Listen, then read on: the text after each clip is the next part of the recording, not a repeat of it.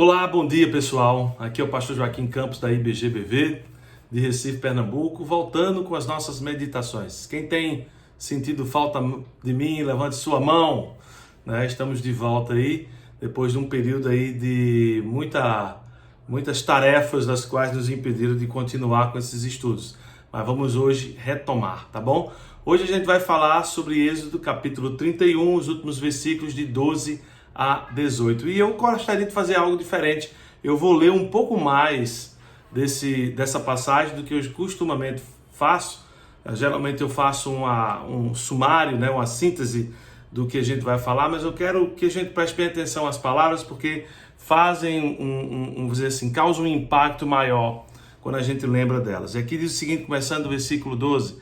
Disse mais o Senhor a Moisés: Tu, pois, falarás aos filhos de Israel, e lhes dirás: certamente guardareis os meus sábados, pois é sinal entre mim e vós nas vossas gerações, para que saibais que eu sou o Senhor que vos santifica. Portanto, guardareis o sábado, porque é santo para vós outros.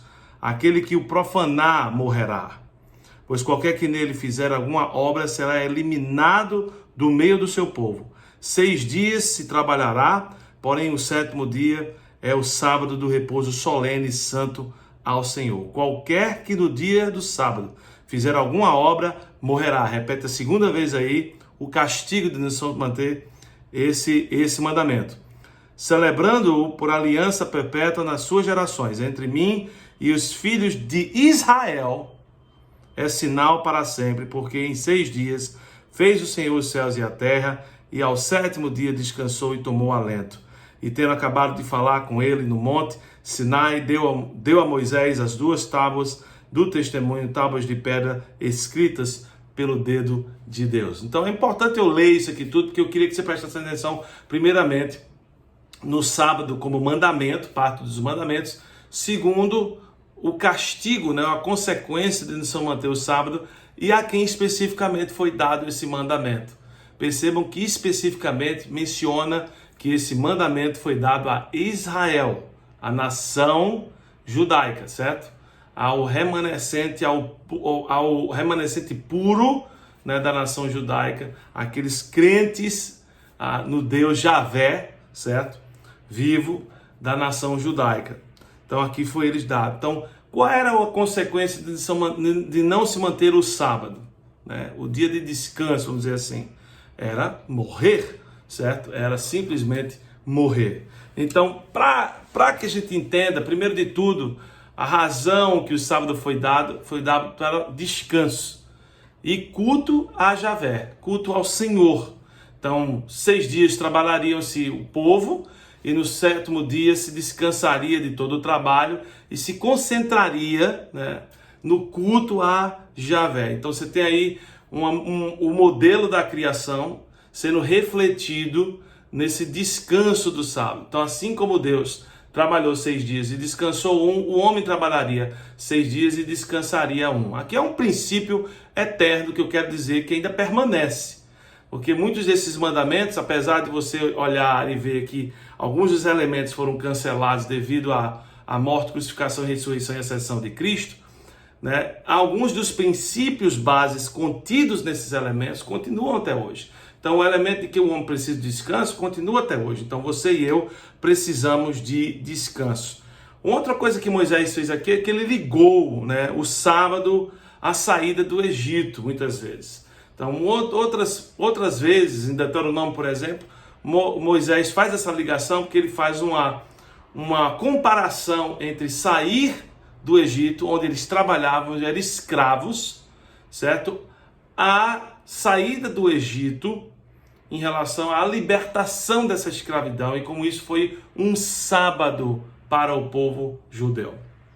Então, um sábado significava descanso, certo? Daquela escravidão. É muito interessante quando você começa a ver também alguns desses elementos sendo reverberados, né, ecoados aí no Novo Testamento. Então, o sábado, ele, por exemplo, não é repetido como mandamento no Novo Testamento, como os outros 9 mandamentos o são, até mesmo pelo próprio Filho de Deus, Jesus Cristo. Jesus, meio que, ele não só desmistificou o sábado como mandamento, como ele às vezes desafiou o mantimento desse mandamento em certas situações.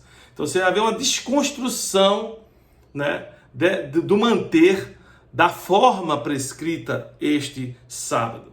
E seria de alta responsabilidade Jesus fazer isso, se ele não tivesse consciência do que ele estava promovendo, porque nós sabemos que qual seria o castigo, a consequência de se manter o sábado. Seria o quê?